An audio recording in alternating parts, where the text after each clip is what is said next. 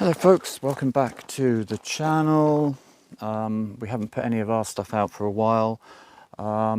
It's been a long winter, it's been raining a lot. I was quite unwell with kind of that COVID, not COVID thing. And I felt very isolated and alone. So it's not been too great for my mental health, but the sun's out and that's amazing. So I'll just give you a little update on the doggles. They're both very well. Lola's had some behavioural issues as she settled in. She steals food, any kind of food. She'll have it in seconds, and she's been quite food obsessive, food guarding.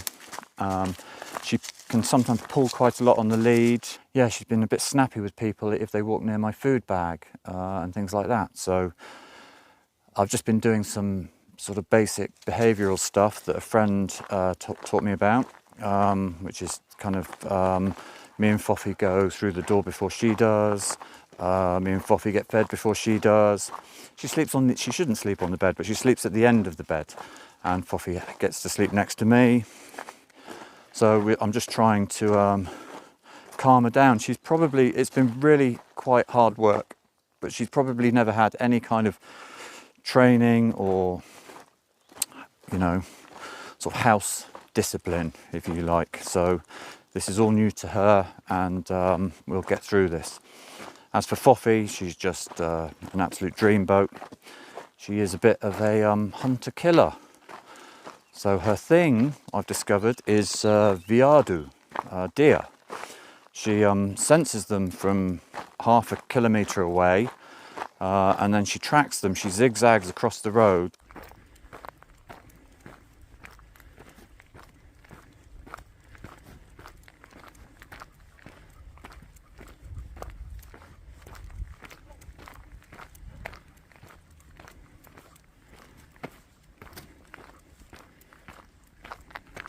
Drinking in their scent, and then does her Padenga war cry, which I'll show you now.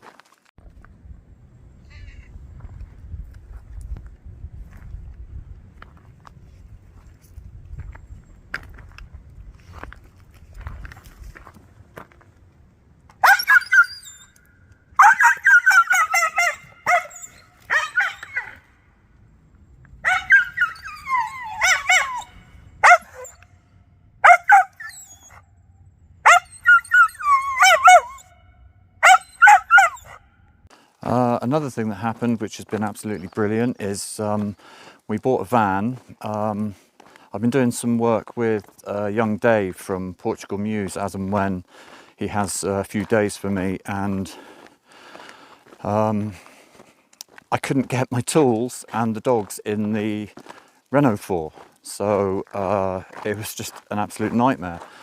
And so I just asked on one of the social media platforms, has anyone got an old estate car that they're selling? And the beautiful Martin and Leah from our Portuguese homestead.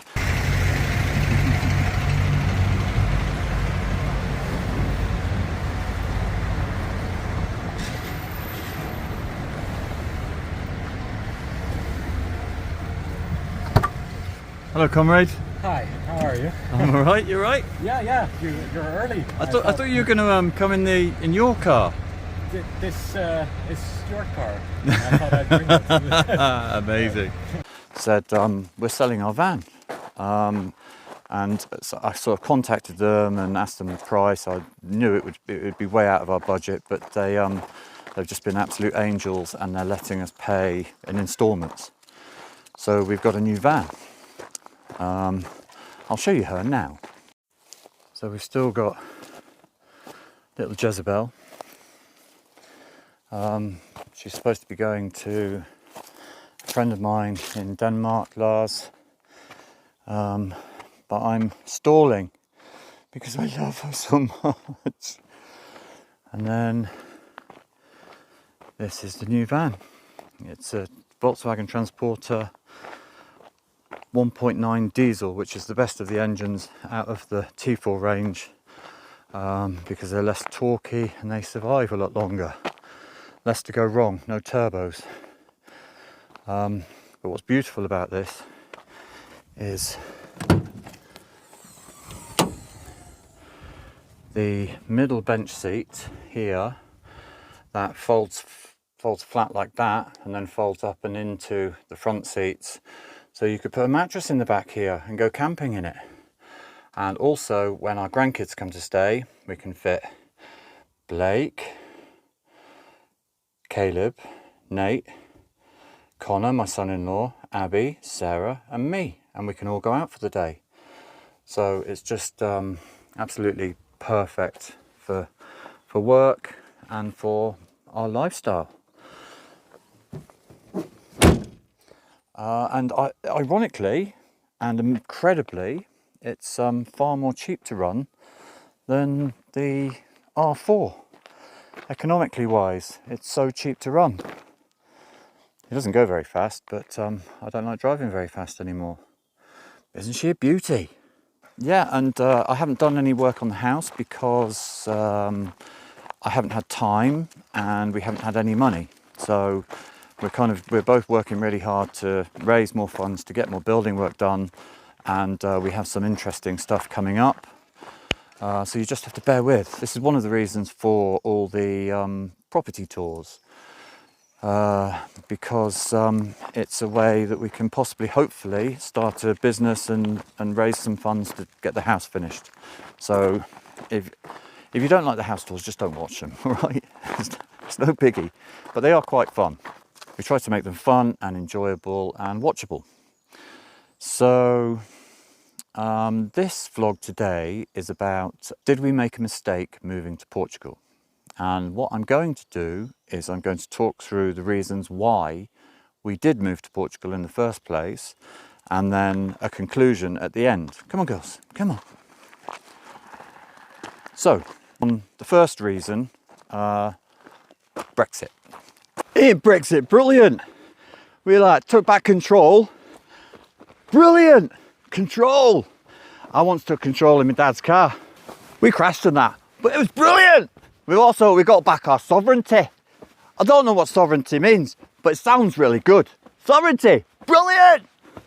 We're closing our borders. We're going to build a big fence. Keep everyone out. Marvellous! Also, keep everyone in. Brilliant. We don't have to listen to that people from the EU country. I don't know where it is. I've never been there before. I'm like, right, horrible people. I don't like the EU. I don't like the people, the EUians. So all we got to listen to now is Boris. Boris. Brilliant!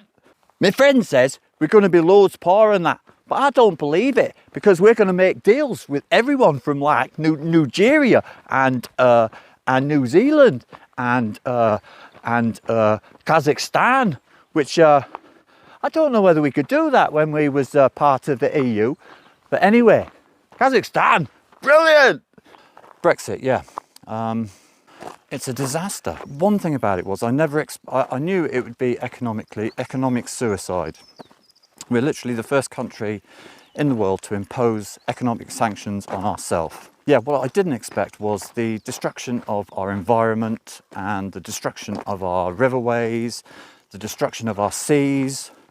I don't know whether, I used to live by the sea. That's where we came from, in Cornwall. And the sea used to be full of sewage. And then the EU, the pesky EU bureaucrats, they told us to clean up our beaches, and we were one by one awarded blue flag status. Do you remember that? And how wonderful it was, because we knew we could swim in the sea without swimming with used tampons and turds. So, so yeah, Brexit. Change of lifestyle. So, let me just pan around. This is one of the dog's favourite walks.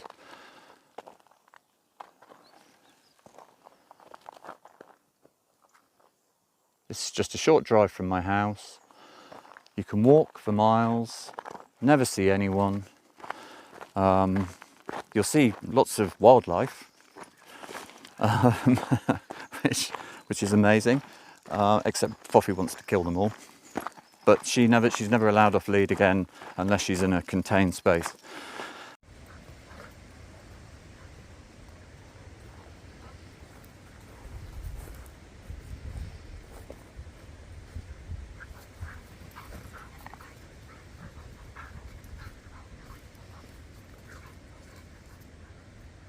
Yeah, change of lifestyle. We wanted to address the work-life balance. Work to live and not live to work.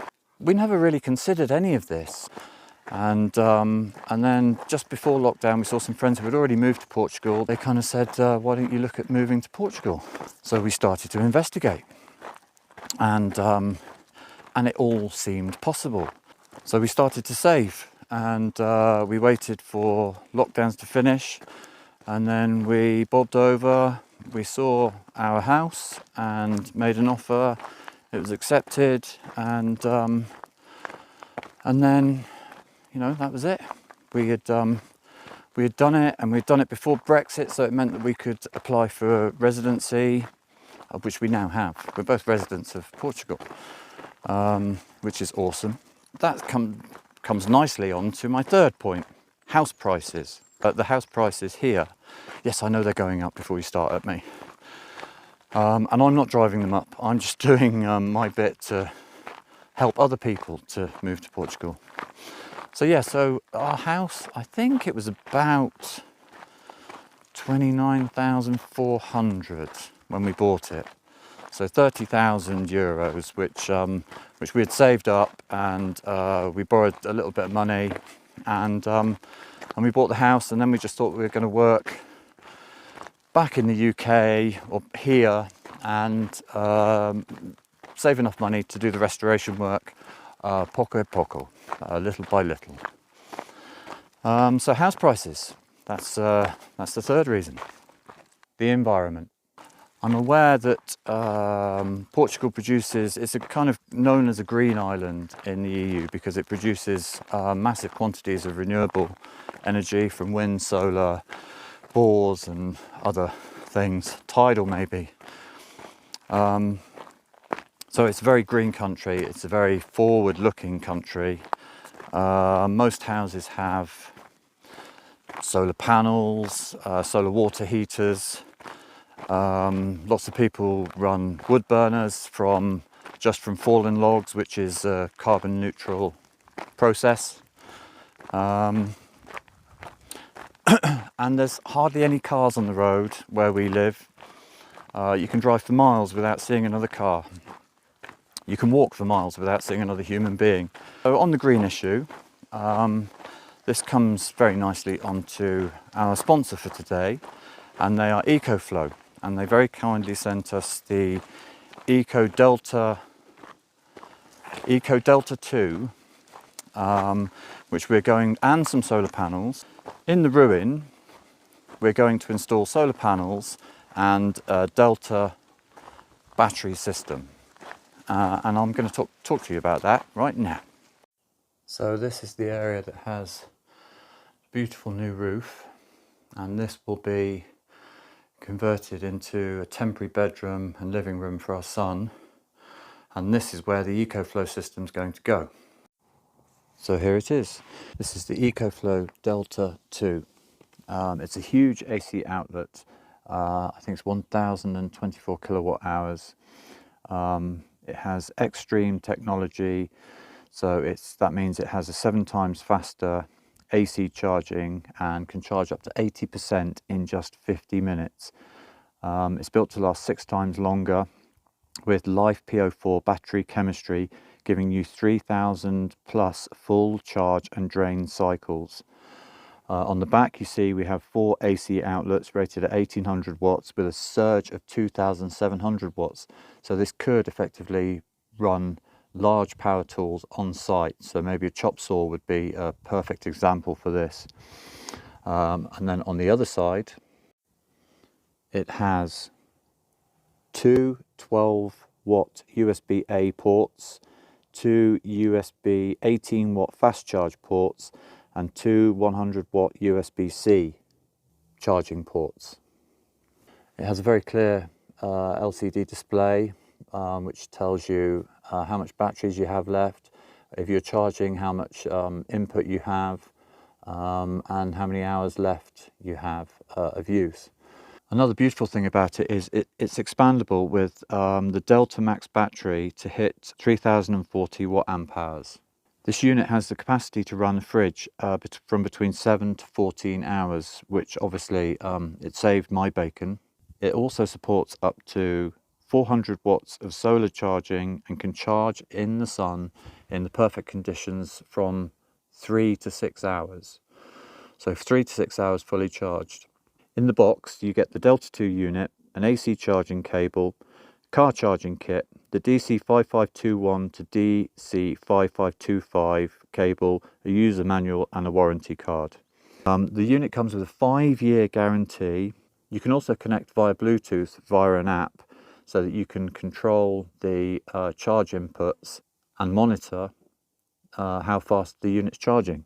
It has a 38 watt car power output, there's one port here, and then it has 2 DC 5521 outputs. So if you want a power station and battery system for a camper van, then this would be perfect for running your camper fridge. Okay, so that's the unit itself. I must say it's been absolutely superb. We use it on site. As you can see, it's got 4 AC outlets on the back, so you can charge 4 batteries at a time. Generally we get a couple of days of, at least 2 days, maybe sometimes 3 days battery charge out of it. And we can use it to charge our phones and the very important music thing, so we can shake our booties as we work. There we go. It's a very, very beautiful and very clever piece of kit, and I'm very grateful to EcoFlow for sending this to us. We've used it in emergencies. The men of the eucalyptus, the men of the forest, pulled down my power line with one of their big trucks, and this kept my food in the freezer safe overnight until they fixed it in the morning.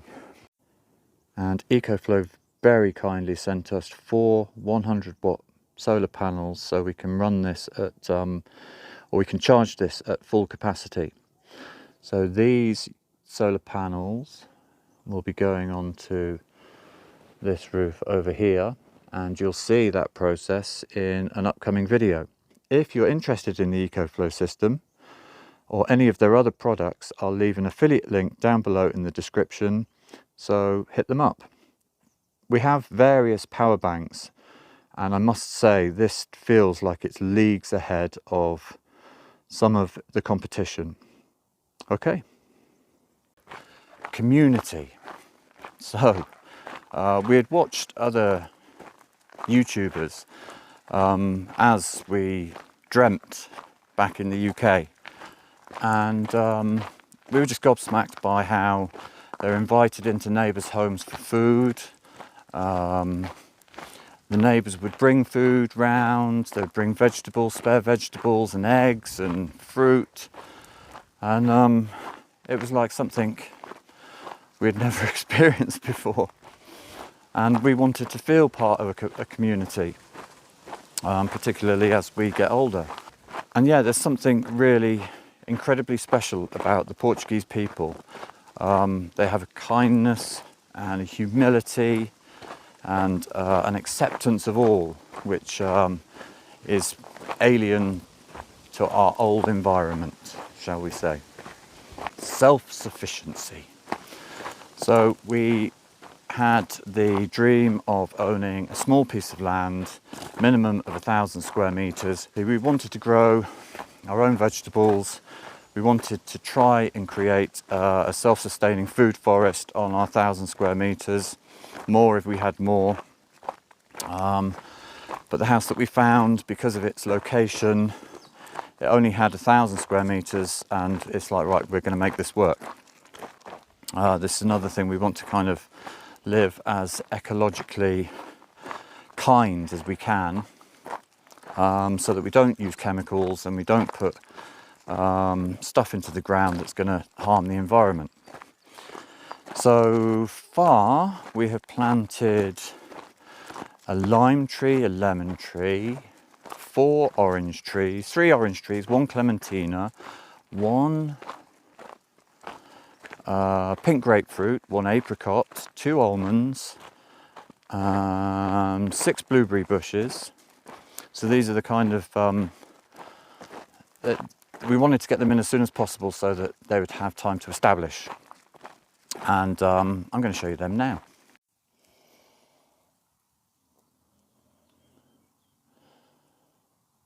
So there's blueberry bushes, all coming back to life, all with buds on, some more so than others. But when I planted them, all the leaves fell off, and I spoke to a guy and he said that maybe you've got the wrong kind of soil. No, that one doesn't look to have survived, but 5 out of 6 isn't bad.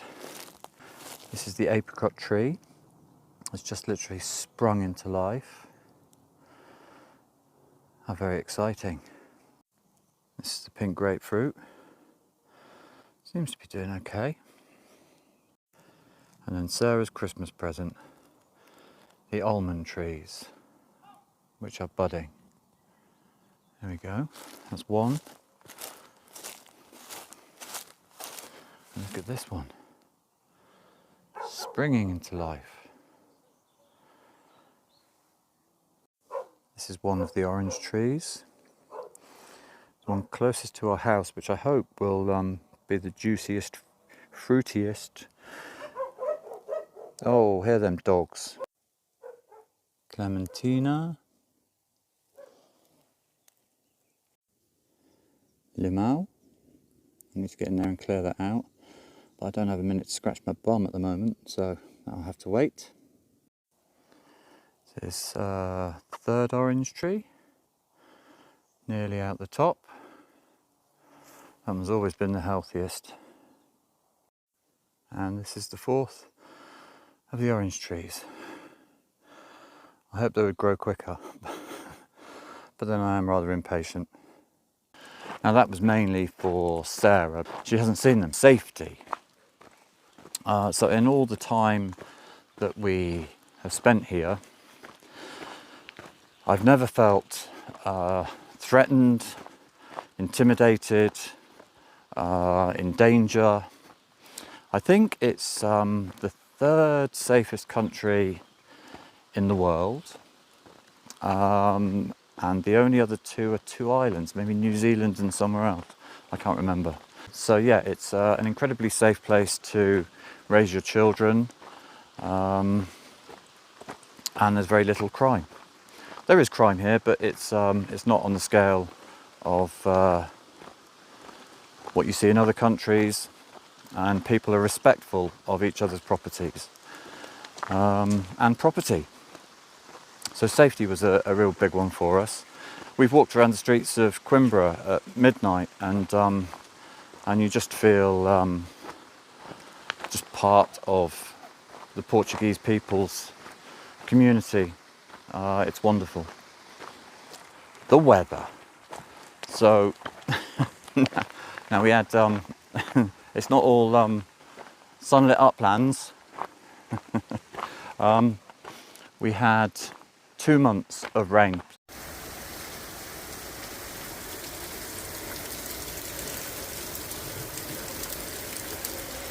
November and December, and we were pretty much hauled up. I couldn't do any filming of properties because we can't film them in the rain.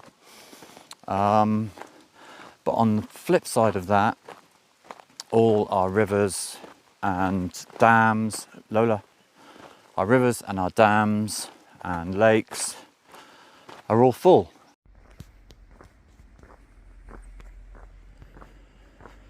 So this is Lake Cabril, and when we were here in April, me, Sarah and Fernando, we were driving on roads that were about there, at that level.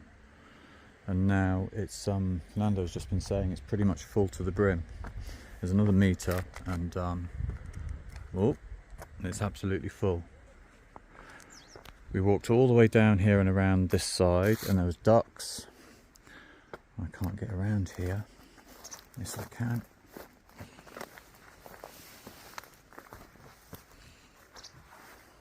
Wow.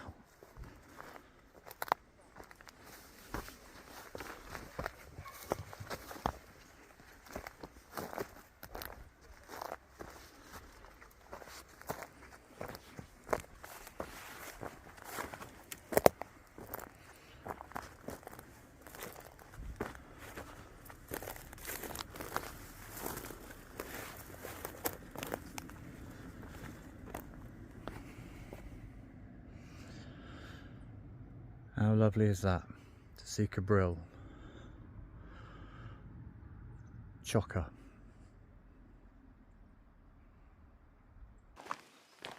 So it was obviously I think they described this as a cyclical thing, and we needed it. But on the flip side of that, I think it's the 17th of February, and it's like 20 degrees. It's absolutely beautiful. I'm out in a t-shirt. I could have worn shorts. So yeah, the weather was another big reason. Although we didn't expect the winters to be as cold and wet, and they felt like they went on for quite a while. Well, it's only 3 months, and now we're into the good bit, I hope. Nature. Sarah's main requirement for her property was sky. She wanted to be somewhere where there was lots of sky. And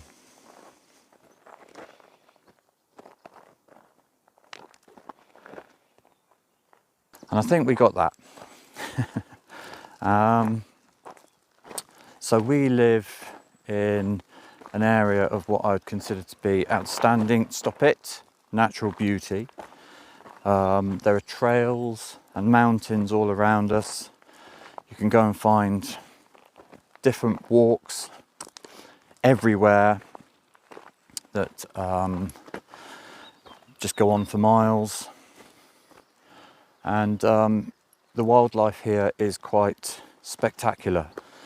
We have hundreds of veado, deer, near us. I've managed to film a few.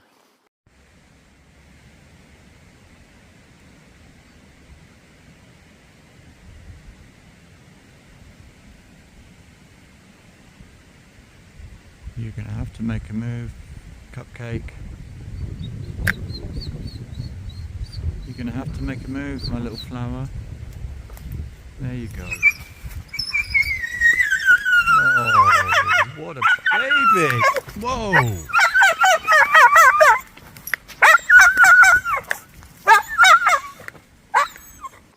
But then Foffy scares them away. So, come on girls. Come on, leave that. I don't know what it is, but leave it. She'll eat anything. She's a minger. Yeah, so veado, deer, javali, wild boar,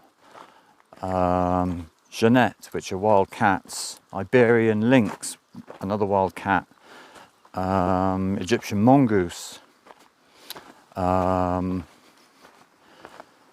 the Iberian wolf, which is one of the most beautiful animals you'll ever see. And that's just the larger animals. And then you've got all the insects and the fish.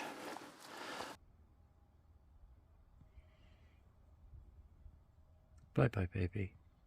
It's been fun meeting you.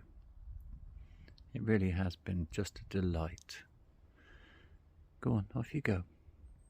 It's okay. It's okay.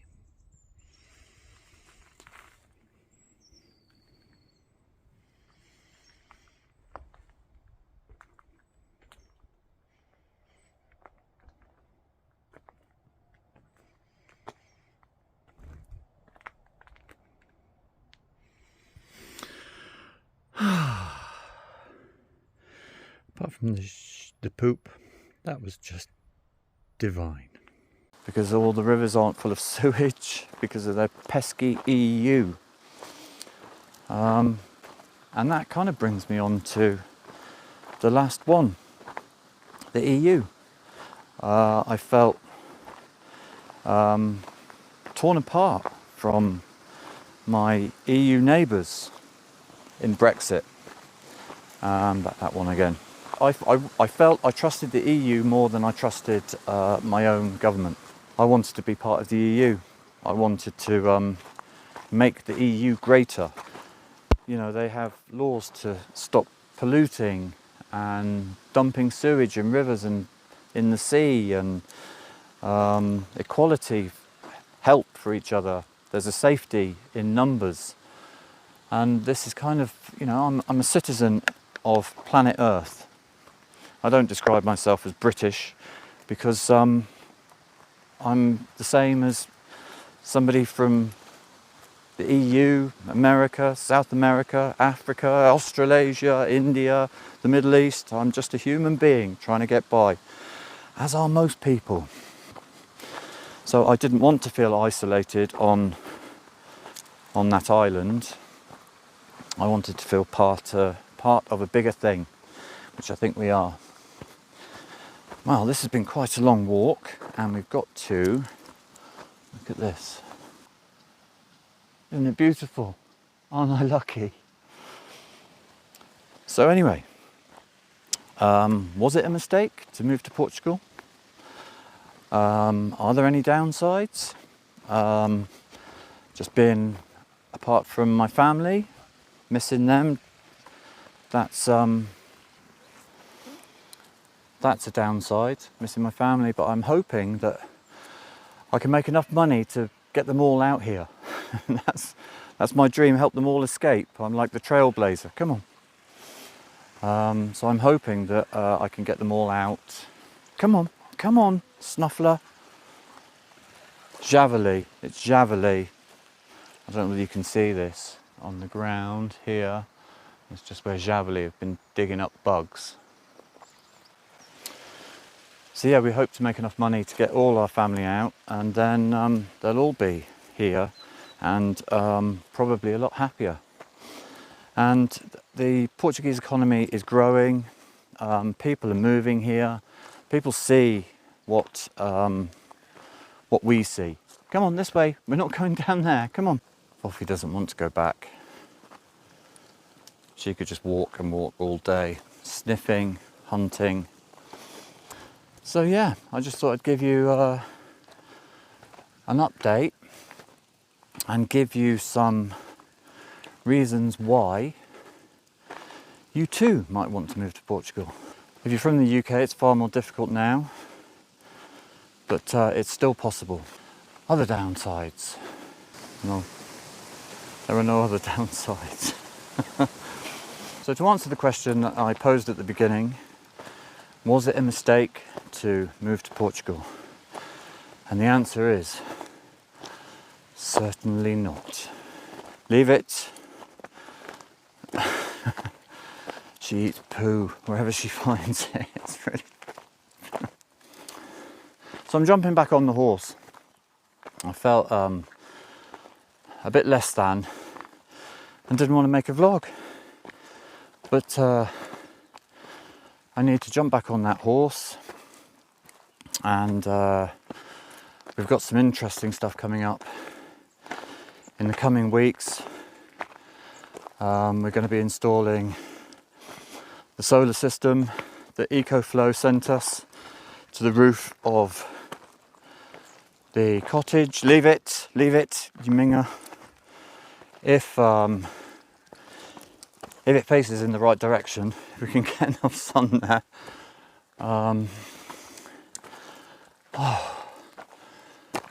Right, just give me a minute, girls. Walking down the mountain is easier than walking back up. We're going to finish the first floor of the cottage because my son's going to come and live there. I need to get in a new floor.